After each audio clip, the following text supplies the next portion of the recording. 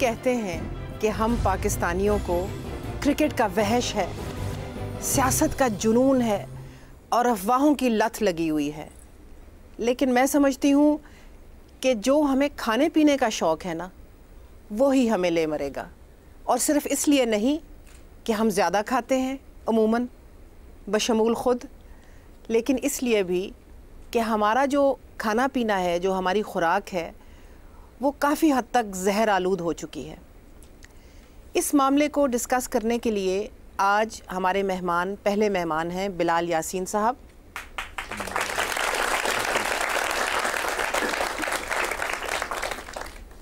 बिलाल पंजाब के वज़ीर खुराक हैं और हम इनसे ये पूछेंगे कि एक तरफ तो कुछ लोग भूखे मर रहे हैं, खाना नहीं मिलता, और दूसरी तरफ हम लोग खा खा के मर रहे हैं, और ये बहुत मुतहर्रिक हैं इस मामले में। इन्होंने गंदे खाने, जहर आलूद खाने के ख़िलाफ़ ऐलान जंग किया हुआ है।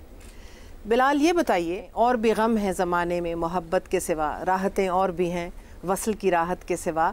आप खुराक के वज़ीर हैं और आपने ये ऐलान जंग किया हुआ है, तो इसके अलावा आप क्या समझते हैं कि ये सबसे ज़रूरी काम है इस वक्त वज़ीर खुराक होते हुए? बिस्मिल्लाहिर्रहमानिर्रहीम, आपका शुक्रिया।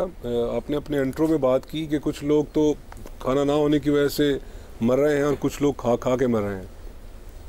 तो मैं यकीन दिलाता हूँ आपको कि जो शहबाज शरीफ साहब की जो एक तड़प है, वो तो जो खाने के बगैर मर रहे हैं इंशाल्लाह उनको भी एड्रेस कर रहे हैं, और जो खाना जहर आलूदा खाना खा रहे हैं उसको भी हम एड्रेस कर रहे हैं, और दोनों चीज़ों से हम लोगों को मरने से बचाएंगे। एक चीज़ तो मैं ज़रूर क्लियर करना चाहता हूँ। प्रायोरिटी की बात की, definitely as a minister food मेरी ये नंबर 1 प्रायोरिटी थी, और हमें डायरेक्शन भी यही थी कि भी इसको, बल्कि मेरी जब असाइनमेंट हुई थी तो मुझे कहा गया था कि खुश खुराक हो, ख़ुद अच्छा खाते हो तो पंजाब की आवाम को भी अच्छा खिलाओ। किसी भी अगर आप डिपार्टमेंट की बात करें तो अगर फूड डिपार्टमेंट को उसके साथ कंपैरिजन करें तो आपको एक वाज़े डिफरेंस फील होता है कि एक बहुत कम अहमियत का एक डिपार्टमेंट था जो इतनी ज़्यादा अहमियत जिसमें इख्तियार कर गया। इसको और मीडिया में बड़ी पजीराई हासिल हुई है आपकी सपोर्ट की वजह से, आप लोगों की सपोर्ट की वजह से, क्योंकि ये वो कहते हैं ना कि माफ़ कीजिएगा कथा कलामी, कि ये सबके हमारे सबके पेट को अफेक्ट करती है। आपने इतनी काविशें की बिलाल, लेकिन मशहूरी मिली आयशा मुमताज़ को, जो डायरेक्टर हैं फूड अथॉरिटी की। ये क्यों हुआ? देखिए, ये तो एक जो शोहरत है ये तो गॉड गिवन होती है, आप जानती हैं मेरे से बेहतर। तो इसमें हमें तो, मुझे तो कम से कम बिल्कुल खुले दिल से कह रहा हूँ, बड़ी खुशी है कि हमारी बहन को अगर अल्लाह ताला ने ये शोहरत दी है। बट एक चीज़ मैं और भी ज़रूर बताऊँगा कि ये 36 डिस्ट्रिक्ट हैं लाहौर के, तो एक डिस्ट्रिक्ट की इंचार्ज मेरी बहन है जिनकी बात कर रही हैं, तो रिमेनिंग 35 डिस्ट्रिक्ट में भी साथ ही काम हो रहा है। और एक चीज़ ज़रूर मैं क्लियर करूँगा कि ये सारी की सारी जो कैंपेन है, जो एंटी एडल्ट्रेशन कैंपेन है, जिसको इतनी पजीराई मिली और इतनी फेम मिली है और ये पॉपुलर सब्जेक्ट बन गया है, ये हो नहीं सकता कि कोई एक ऑफिसर, कोई एक इदारा, कोई एक वज़ीर वो अगर ख़ुद सोचे और ये सब कुछ कर जाए। जिस मुआशरे में हम रह रहे हैं यहाँ पे बहुत ज़रूरी है कि हमें पूरी सपोर्ट चाहिए गवर्नमेंट की, और गवर्नमेंट की बात जब करेंगे तो शहबाज शरीफ साहब, ये उनकी विजन है, नो डाउट अबाउट दैट। वो तो बदतरीज खाना हमारा ख़राब होता गया है, उसकी तो समझ आती है, लेकिन क्या ये एक सस्ती शोहरत लेने का तरीका नहीं है कि आप कैमरा पकड़ा, एक रेस्टोरेंट में घुस गए? ऑब्वियसली जब बिलाल, माजरत के साथ अगर आप यहाँ हैं तो शायद आप जब घर जाएँ तो बेगम साहिबा से आप कैमरा लेके उनके किचन में भी घुसें तो शायद कुछ ऐसे हालात होंगे। मैं भी घर जाऊं और मैं अपना किचन देखूं तो कहीं ना कहीं तो थोड़ी बहुत तो होती है। तो ये सस्ती शोहरत नहीं हासिल कर रही हुकूमत। देखिए, ऐसा है कि इसमें चीज़ों में बिगाड़ इस कदर था, ये शोहरत की बात तो तब मानी जाए कि चीज़ों में जो है ना डायरेक्शन ठीक ना हुई हो, कि ये 3 साल दौर में डायरेक्शन ठीक हुई है। अगर आप अपने घर की बात करते हैं तो बिल्कुल मैं इतराफ़ करता हूँ, बीइंग ए फूड मिनिस्टर मेरे घर में बहुत सी खराबियाँ थी, जो जब मैंने ये इंस्पेक्शंस की, जब फूड अथॉरिटी की जो SOPs हैं उनको देखा पढ़ा, तो अपने घर में अपने किचन को भी ठीक करने की कोशिश की। बेगम साहबा को भी फिर आपने लाइन पे लाए। जी, मैं बिल्कुल आपको कह रहा हूँ कि यहाँ पे आपके सामने ये चाय का कप पड़ा हुआ है, मैं जब इसको भी जब मैं लेता हूँ, इस्तेमाल करता हूँ, तो मैं इसको भी मैं थोड़ा सा पहले इसकी भी एग्जामिन करता हूँ कि इसकी क्लीनिनेस की इशू तो नहीं है। तो इस हद तक बंदा थोड़ा सा अलर्ट पे चले जाता है। तो ये चीज़ें तो हैं। ज़िंदगी बहुत मुश्किल कर दी है आपने, बट मैं समझता हूँ घर वालों की, मैं समझता हूँ कि ये नीड ऑफ द आवर थी। बिल्कुल है, लेकिन जैसे आपने फरमाया पहले प्रोग्राम से पहले कि अगर आप खाना ठीक खाएं, यानी कि अगर खाना ज़्यादा खाएं तो वर्जिश ना करें, उसको बर्न आउट ना करें और चीज़ खालिस ना हो, तो आपकी सेहत ज़रूर मुतासर होगी। इस वक्त आप एज अ फैमिली बाहर खाना खाते हैं? जी, मैं वज़ीर बनने से पहले तो मेरी हॉबी यही थी, खाना और बहुत खाना। तो वज़ीर बनने के बाद एटलीस्ट ये ज़रूर जब बहुत सारी इंस्पेक्शंस की, चीज़ों को देखा, तो पहल तो बिल्कुल अपने आप को घर तक महदूद कर लिया। और अब उसके बाद जब अब इंस्पेक्शन पे जाता हूँ तो खुशी महसूस करता हूँ कि बहुत सारी चीज़ें इस छोटे से टाइम में इम्प्रूव भी हुई हैं। पहले अगर जो ख़राबी की जो एक परसेंटेज है तो 90% से अबव वो ख़राबी नज़र आती थी। आज अल्हम्दुलिल्लाह अगर आप 5-7 रेस्टोरेंट्स को विज़िट करते हैं तो उसमें से एक आध रेस्टोरेंट होता है जो आपके SOPs को फॉलो नहीं कर रहा होता, बाकी मोस्टली रेस्टोरेंट्स की हालत बेहतर है। जब आप जाते होंगे तो वहाँ तो थरथरली मच जाती होगी ना कि आ गए ना सफाइयाँ करो। ऐसा कतई कोई ख्याल नहीं है कि भी वहाँ पे कोई पैनिक की सिचुएशन क्रिएट करूँ, बट एक हैपन इस तरह के हुए कि मैं एक दफ़ा किसी रेस्टोरेंट में गया तो मुझे वहाँ पे ओनर्स बैठे हुए थे, तो उन्होंने मुझे रोका जब इंट्रोडक्शन हुआ कि जी ये वज़ीर हैं और इन्होंने इंस्पेक्शन करनी है आपकी वो किचन की और सारी चीज़ों की। तो मैं आज तक मेरे कानों में उनके अल्फाज गूंजते हैं। उन्होंने कहा जी कि वज़ीर साहब आप ज़रूर विज़िट करें, बट हमारा किचन जो है आपके घर से ज़्यादा साफ़ होगा। तो मेरे लिए वो एक टची सी बात थी कि बहुत बड़ी बात की है और जब मैं गया तो वहाँ पे वाकई ही कोई हालात ठीक थे कि उन्होंने अपनी क्लीनिनेस के इश्यूज़ को बड़ा अपग्रेड किया हुआ था। मैंने सोचा कि भी मुझे घर जाके अपने किचन को अपग्रेड करना है। तो जब मैं निकलने लगा तो अनफॉर्चुनेटली जिन चीज़ों को हम एड्रेस करने निकले तो वो जो बंदा सर्व कर रहा था, जो उनका मेन शेफ़ था, उसके हाथों पे स्किन डिजीज़ थी। तो मैंने उनको बुलाया, मैंने कहा जी कि बात का एक पार्ट तो आपका ठीक है कि आपका किचन तो मेरे घर से ज़्यादा साफ़ है, बट ये मैं आपको बताऊं कि मैं जो बड़े क्लोज़ रिलेशन होते हैं आपके घर में, आपकी माँ, आपकी बहन, आपकी बेटी, बीवी, अगर वो भी आपको सर्व करना चाहें कि स्किन डिजीज़ के साथ, तो आप उनके हाथ से खाना नहीं खाएंगे। तो ऑडियंस, यहाँ पर एक आपसे सवाल पूछना चाहती हूँ मैं कि अगर बिलाल यासीन साहब आपके किचन्स में चले जाएँ आज अभी फ़ौरन, तो आप में से कितने हैं जो समझते हैं कि आपका किचन सील हो जाएगा? अगर सील हो जाएगा तो 1 दबाइए, A दबाइए, और अगर सील नहीं होगा तो B दबाइए। हाँ, और सच बोलिएगा काइंडली, क्योंकि अभी हम आ रहे हैं इंस्पेक्शन करने। बिलाल, ये बताएं मुझे कि आपने स्किन डिजीज़ की बात की, विच इज़ वेरी इंपॉर्टेंट, बिल्कुल पर्टिनेंट, आपने बिल्कुल सही बात की।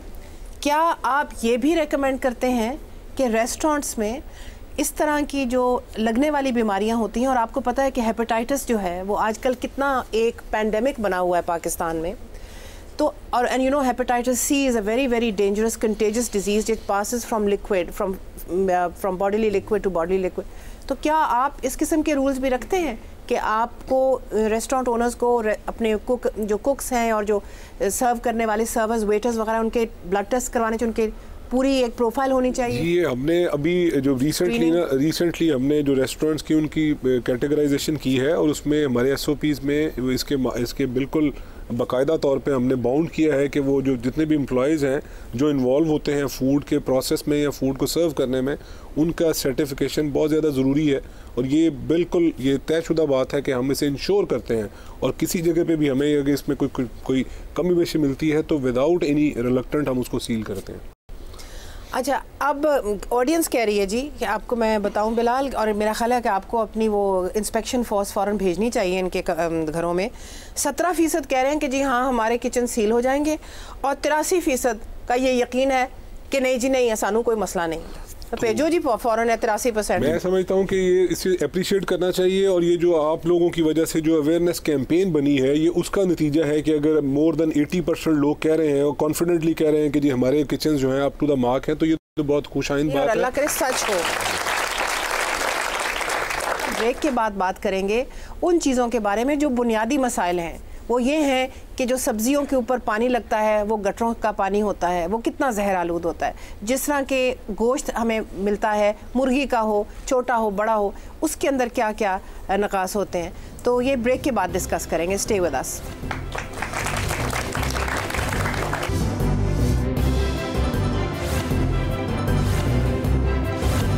Welcome back from the break. हमें ज्वाइन किया है मोहसिन भट्टी साहब ने, जो एक माहिर हैं खुराक के मामलात पे और कंज्यूमर एक्टिविस्ट हैं। मोहसिन मुझे बताइए, बड़ी बड़ी गंदी चीजें देखी होंगी, खाने देखे होंगे, जगहें देखी होंगी, सबसे गंद कहाँ देखा आपने? हमने यहाँ पे मदांग चुंगी पे एक मछली की बहुत मशहूर मछली का नाम है। जी बिल्कुल। हम वहाँ पे चले गए, वहाँ पे शदीद ठंड का महीना जनवरी का, और कोई 300-400 लोग बाहर लाइन में लगे हुए और हाथ में पैसे पकड़े हुए हैं और मछली के इंतज़ार में हैं। हमने उनका ऊपर किचन, मैंने उनसे पूछा और लोगों से, मैंने कहा जी आप बिल जमा करवाने आए हैं? उन्होंने कहा नहीं, हम मछली खाने आए हैं।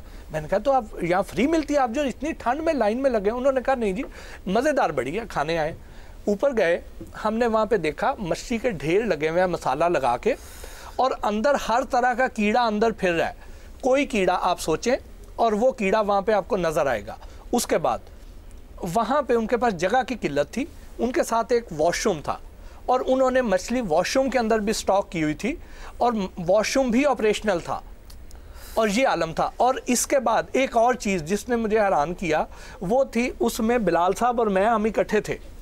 बहुत बड़ी नामी ग्रामी लाहौर की पे भी है ना? जी मैं कमेटी में, और बिलाल साहब के साथ हम गए। वहाँ पे एक बहुत बड़ी फ्लोर मिल थी मोलनवाल में, और वहाँ पे आपने जिन लोगों ने मम्मी फिल्म देखी है, और मम्मी फिल्म में जो बड़े कीड़े हैं, जी बिल्कुल जी, वो सारे कीड़े उस गंदम में मौजूद थे और वो गंदम के साथ पिस रहे थे जी, और उसमें इजाफी ग़िज़ाइयत शामिल हो रही थी।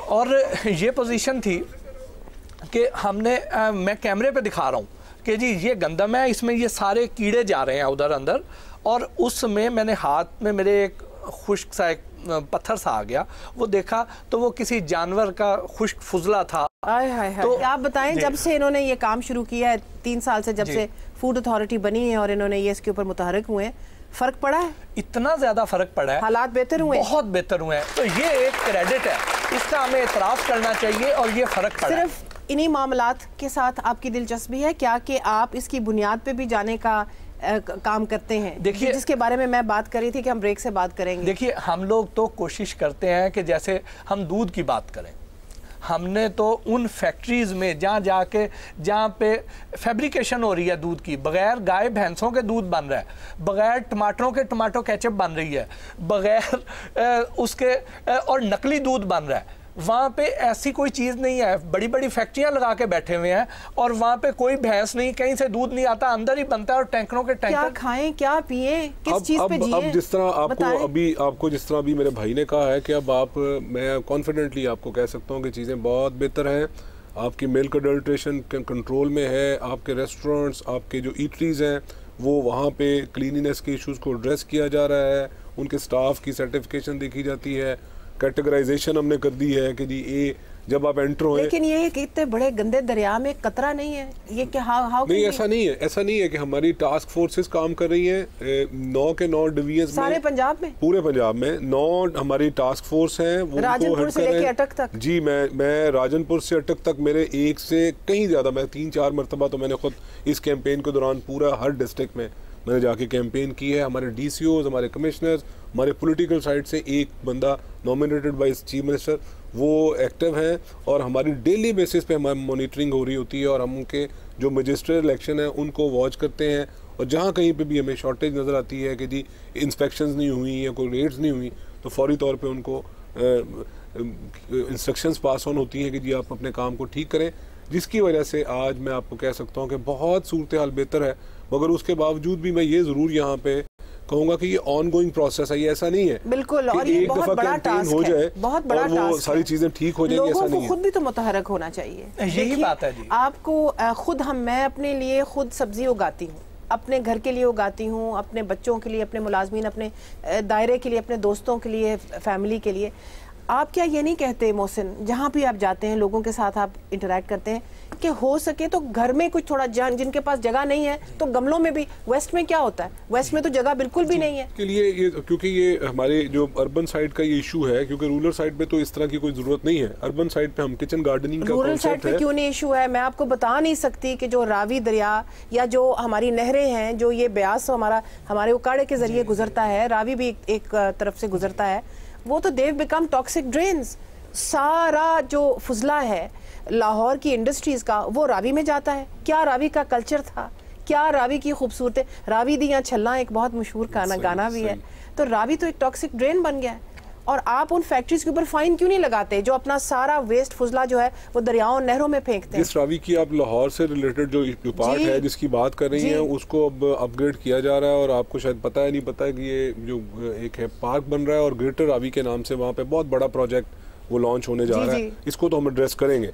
मैं आपको जो बात रावी की तो वो तो जमीनें ही लेके तो बिकती जाएंगी और बहुत लोग बहुत से अमीर हो जाएंगे। उसके लिए आप देखेंगी कि इंशाल्लाह वाले दिनों में ऑन ग्राउंड प्रोजेक्ट आ जाएगा। तो ये क्योंकि ये मेरा तो अपना हल्का है, मुझे पता है कि वहाँ पे एक बहुत बड़ा प्रोजेक्ट जो है वो बनने जा रहा है। बिलाल, ये तो बुनियादी इस्लाहात हैं जो आपको करनी पड़ेंगी, क्यों मोहसिन ये नहीं है? ये तो देखें बेसिक नीड है हमारा। पानी जो है हर चीज में, चाहे वो इंसान है, चाहे वो पौधे हैं, चाहे वो हैवान जानवर, हर एक दूध पानी है, जो है, चाहे सब्जी है, पानी बुनियादी प्रॉब्लम है जी। और हमारा तो लाहौर में यहाँ पे नीचे आर्सेनिक का लेवल इतना ज्यादा बढ़ गया, हम पे देखें आहिस्ता आहिस्ता हम इन मिनरल वाटर कंपनियों के रहमो करम पे जाते जा रहे हैं। बिल्कुल। हमारा पानी यहाँ के जो अंदर जो पानी की लाइनें हैं वो 40-40, 50-50 साल पुरानी है, जंग आलूद हो चुकी हैं। गटर का पानी और ड्रिंकिंग वाटर वो आपस में मिक्स हो रहे हैं।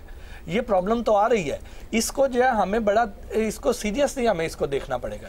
बिलाल, ये बात जो है ना, ये असल में, और ऑडियंस, जो पानी हम पीते हैं, जो पानी हमारी फसलों को लगता है, जो पानी हमारे यानी कि हर चीज़ में पानी का इन्वॉल्वमेंट है, जब तक वो ठीक नहीं होगा तब तक कैसे हमारी सेहत बेहतर हो सके। आपको मालूम होगा, आप अपने बड़ों से पूछें, कई 1-2 लोग होते थे जिनको किसी का कैंसर का नाम सुन, अब तो it's like a pandemic. Hepatitis C is a pandemic.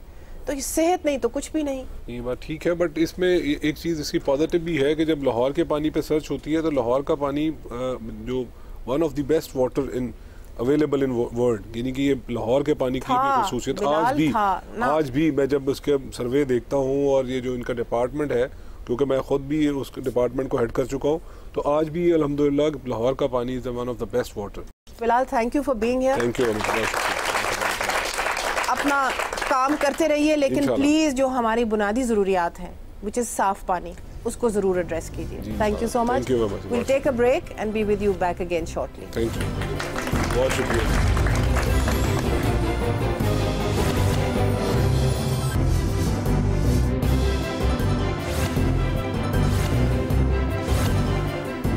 Welcome back from the break.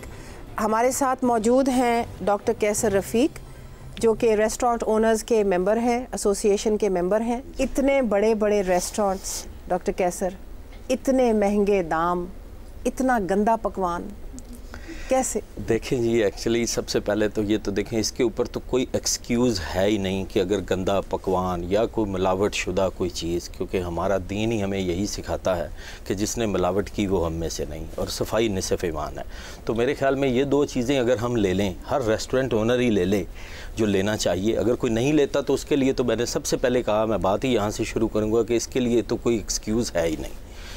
तो लेकिन ये जहाँ तक जिस तरह की ये इस तरह की पिक्चर्स दिखाई जाती हैं, देखें कुछ इसके, मैं इस काम को, ये बहुत अच्छा काम हो रहा है, हमारी बहन बहुत अच्छा काम कर रही हैं, आयशा मुमताज़ साहबा, तो इसकी तरफ आते हुए तो इसमें थोड़ी सी बात ये है कि एक्चुअली कुछ ये सारी कैंपेन जो है, जिस तरह मैंने कहा, बहुत अच्छी, इसके बड़े अच्छे असरात भी मरतब हो रहे हैं, लेकिन इसके साथ साथ जो मेन चीज़ है इसमें कुछ इन्नमल अमालु बिन्नियात के कुछ होता ये है कि जब इंसान घर से एक ये इंटेंशन सुबह सुबह लेके निकले कि हाई प्रोफाइल रेस्टोरेंट पे जाना है, उसके वो कॉर्नर से पिक्चर लेनी है, एक सर्टन एंगल से लेनी है, लेके जो है बगैर वार्निंग के या किसी चीज़ के उसके जो है सफाई दे रहे हैं। नहीं, सफाई नहीं, मैं सफाई का लफ्ज़ इस्तेमाल करना चाहिए यहाँ कि नहीं करना चाहिए? मुझे मेरी अर्ज़ सुने कि जो है कि वो करके उसको इमीडिएटली जो है वो फेसबुक पे डाल के उधर एक चैनल लाइन अप किया हुआ है कि जी ब्रेकिंग स्टोरी के लिए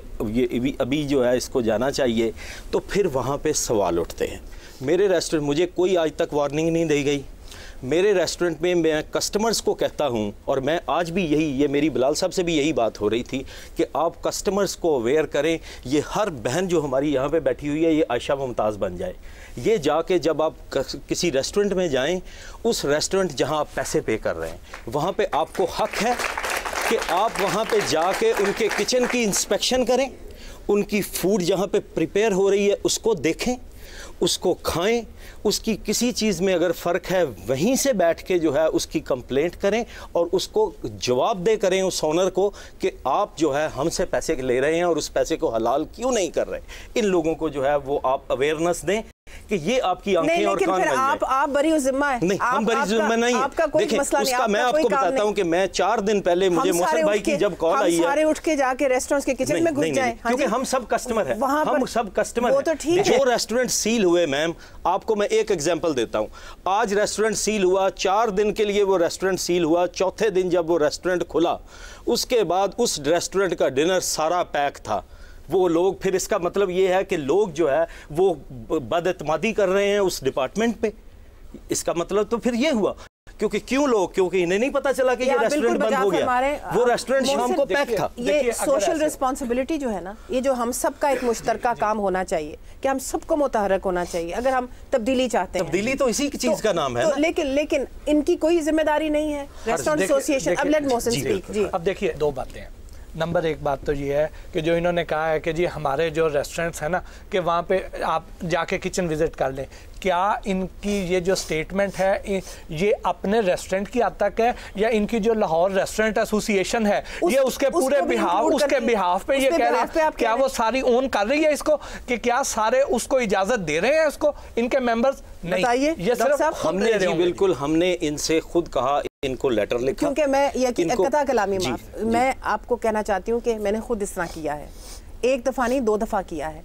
अच्छा, आई सपोज बिकॉज मीडिया पे आते हैं हम तो वो हमें कुछ नहीं कहते, लेकिन मुझे लगा कि उन्होंने बहुत रिजेंट की इस बात, ये बहुत रिजेंट की और उनको बहुत बुरा लगा और उन्होंने फिर भी मतलब कि मजबूर होके कहा चलें जी आके देख लें। लेकिन इतनी फिर नाचाकी वहाँ हो जाती है और इतनी वहाँ पर बदमज़गी हो जाती है कि इंसान उस चीज़ से फिर गुरेज करना शुरू कर देता है। तो ये तो इनको लिख के देने के लिए तैयार हैं, सारी एसोसिएशन की तरफ से हम लिख के देने के लिए तैयार हैं कि जी हम आपके लिए, हर कस्टमर के लिए अपने किचन खोल देते हैं। ये तो बहुत अच्छा है, इसको आप करें, इसको इम्प्लीमेंट करवाएं, इनके साथ मिलके हम करेंगे। और दूसरी चीज ये है कि देखिए, अगर इनको ये है कि वहां पे उसका डिनर पैक था, जिस दिन वो डीसील हुआ है उसी दिन उसका डिनर पैक था, अगर इनको इस हद तक कॉन्फिडेंट है ये, तो फिर क्यों घबराते हैं, क्यों हाई कोर्ट में जाते हैं और कहते हैं कि सोशल मीडिया पे ना डालें? फिर इन्हें डर किस चीज का है? वो तो जी एक इलीगल काम, सोशल मीडिया की अब आपने बात की है ना, आपको लाहौर हाई कोर्ट ने रोका है। इनको ये है तो फिर क्यों जाके वहां पे दरखास्त देते हैं? डॉक्टर साहब, आपने ये रेस्टोरेंट एसोसिएशन बनाई, ठीक है, अब बनाई, इससे पहले क्यों नहीं आपने सोचा कि हम लोग अपना काम खुद ही साफ कर लें? अब देखें, इसके ऊपर आप बिजनेस लॉजिक अप्लाई कर लें। अब एक अच्छा रेस्टोरेंट लाहौर में खोलने के लिए आज के दिन में 8 से 10 करोड़ रुपया लगता है, ये फैक्ट है, जो फैक्ट है। अच्छा, आप ढाबों की बात नहीं कर रहे, ढाबों की बात नहीं कर रहे, रेस्टोरेंट्स की बात कर रहे हैं। ढाबों की मैं बात इसलिए नहीं कर रहा कि हमारे मोहतरम अफसरान बाला ढाबों पे जाते नहीं हैं। मोहसिन, इनकी इस बात में एक जवाब बनता है, क्योंकि आप लोगों का, मैं आपको तो नहीं कहना, ये बिलाल को मुझे पूछना चाहिए, 1 मिनट, मुझे बिलाल को पूछना चाहिए था कि शायद हुकूमत कि ये जो फूड अथॉरिटी है ये ढाबों वगैरह को जाके सील नहीं करती, क्योंकि इनका वोट बैंक है, इनको इन्हीं लोगों से वोट लेने हैं। उनके खिलाफ भी रोज छापे पड़ रहे हैं, उनको एजुकेट भी किया जा रहा है। बात करूंगी कि वो जो है ना, उसको चैनल पे या मीडिया पे उसकी खबर नहीं बनती है, उसमें सेंसेशन नहीं होती। खबर बनाते, खबर चाहिए। ऑडियंस, मुझे ये बताइए, आप में से कितने लोग हैं जिन्होंने शवारमा खाया है? जिन्होंने खाया है वो हाथ उठाएं। शवारमा तो हर जगह बिकता है, ज़्यादातर ऑडियंस है जिसने शवारमा खाया है। अब शवारमा जो है वो छोटी छोटी जगहों पे बिकता है, बड़े रेस्टोरेंट्स में तो ज़्यादातर नहीं होता, unless it's a Lebanese restaurant या वो। इनके बारे में क्या किया है फूड अथॉरिटी ने? इसके और शवारमा के बारे में बताइए कि शवारमा क्या है और कितना ये गैर महफूज है। मैं आपको ना अपना ज़ाती जो मैंने जो चीज़ ऑब्जर्व की, एक दिन हुआ ये कि फ्रोज़न चिकन में एक बड़ी कंपनियां 2-3 जो है, उनमें से एक कंपनी, उसके ओनर के पास मैं एक दिन बैठा हुआ था और दोस्त है मेरे, हम गपशप लगा रहे थे, तो उनका सेल्स का जो स्टाफ है ना, वो एक बंदे को लेके आया। उन्होंने कहा जी कि इसकी लाहौर में 80 से 90 के दरमियान ब्रांचें हैं शवारमे की। ये जो लिखा होता है ना, वाकई बड़ा शवारमा और सस्ता तरीन शवारमा, तो उसने कहा जी इनकी ये 80-90 ब्रांचें हैं, तो इसकी रोज़ की टनों के हिसाब से बोनलेस चिकन की रिक्वायरमेंट है। तो इसको अगर हमको अच्छा रेट अच्छा, दे और दें, एक ही बंदे की है, एक ही बंदे की है, 80-90 ब्रांचें।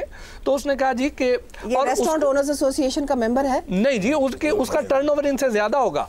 और उसने जो है ना, उसने कहा कि इसको जो है ना को सस्ता रेट दे दें अगर हम, तो हमारा ना बड़ा अच्छा ये पोटेंशियल बायर बन सकता है। लेकिन उसने कहा कि सर ये तुम मैनू ठंडी का रेट दे रहे हो या गर्म का दे रहे हो? उन्होंने कहा जी ऑब्वियसली ठंडी का ही, क्योंकि हम तो फ्रोजन चिकन में डील करते हैं। कहता नहीं, मैनू तो ठंडी इस तो आधी कीमत ते लभदी है। वो कितों? हाँ जी, वो बड़े हैरान। उन्होंने कहा जी ठंडी इससे कम कीमत। मैंने कहा जी ठंडी से मुराद उसका मतलब मरी मुर्गी है। ठीक, और वो उस पर कोई शर्मिंदा नहीं है, और उस पर शर्मिंदा नहीं है। उसने आगे से जो बात की, उसने कहा जी देखें, अगर 450 रुपये किलो के हिसाब से अगर हम ले लें ना, यहाँ पे आपसे लें तो 100 ग्राम चिकन जो है एक शवारमे में डलता है, 45 रुपये का वो हो गया। 8 रुपए की ब्रेड लगाएं, 53। उसके बाद कहता है जी अंदर म्योनीस डलनी है, अंदर मसाले डलने हैं, 10 रुपए के वो डालें, 63 हो गए। उसमें जो स्टॉल है उसका किराया, गैस और लड़के की तनख्वाह। कहता है जी 70 रुपए का मुझे घर पड़ेगा, मैं 80-85 रुपए से कम नहीं बेच सकता, मैं कैसे 30-40 रुपए का दे सकता हूँ जी अगर मैं ये ना करूँ। शेख रशीद साहब का एक बड़ा फेमस फिक्रा है, वो कहते थे कि मैं इतनी गुर्बत में पला कि हमारे घर मुर्गी तभी पकती थी जब कोई बीमार होता था या जब मुर्गी बीमार होती थी। तो अब तो मरी हुई मुर्गियां लोग खा रहे हैं। तो मोहसिन, आपका बहुत शुक्रिया आने का। डॉक्टर साहब, thank you so much for being here. हमें मुतहरक होना पड़ेगा अपने हुकूक के लिए, अपने राइट्स के लिए, और सबसे बुनियादी हक यही है, आखिर पेट के लिए तो सब कमाते हैं, कि खाना तो सही हो। Let's take a break, please stay with अस।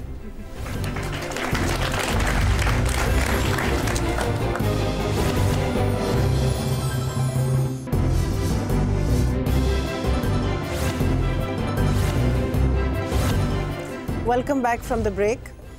हमारे साथ इस वक्त इस सेगमेंट में हमें ज्वाइन किया डॉक्टर हमदा ने, जो कि रेडियोलॉजिस्ट हैं, स्पेशलिस्ट हैं। Thank you for being here. और रज़ा खरसंद साहब ने, जो कि पोल्ट्री ओनर्स एसोसिएशन के प्रेसिडेंट हैं। Thank you for being here. आप बड़े दिलेर आदमी हैं, you are a very brave man, क्योंकि आपको पता ना कि हमने आपका तिक्का बोटी करना है। लेकिन मैं आपसे पहले ये पूछना चाहती हूँ कि आपके ऊपर क्रिटिसिज्म बहुत आ रहा है, बहुत तनकीद हो रही है, ख़ास तौर पे ये ब्रॉयलर मुर्गी का जो ये काम है आपका, कोई आपने इस्लाहात की हैं? जहाँ तक पोल्ट्री इंडस्ट्री का तल्लक है, 1962 में कमर्शियल पोल्ट्री पाकिस्तान में शुरू हुई और दुनिया में ओवर 100 ईयर्स इसको हो चुके हैं।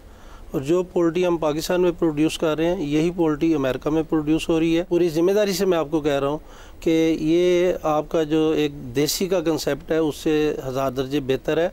इसको जब हम प्रोड्यूस करते हैं तो इसके लिए जितना क्लीन ड्रिंकिंग वाटर, जो मिनिमम पीएच वैल्यूज रिकमेंडेड है, यहाँ इंसानों के लिए क्लीन ड्रिंकिंग वाटर अवेलेबल नहीं है, बिल्कुल ऐसा है, नहीं है तो मुर्गियाँ खाएं, बिल्कुल ऐसा है, बिल्कुल ऐसा ही है। लेकिन पोल्ट्री को बड़ा क्लीन ड्रिंकिंग वाटर अवेलेबल है, पोल्ट्री को high quality poultry feed available है। और उसकी मिसाल ये है कि पाकिस्तान में जितनी मकई प्रोड्यूस होती है उसका 70% पोल्ट्री इंडस्ट्री के पास आता है, उसका 29% रफान मेज़ ले जाता है, और जो 1-2% लेफ़्ट ओवर है वो हम भुट्टे की शक्ल में आम लोग खाते हैं।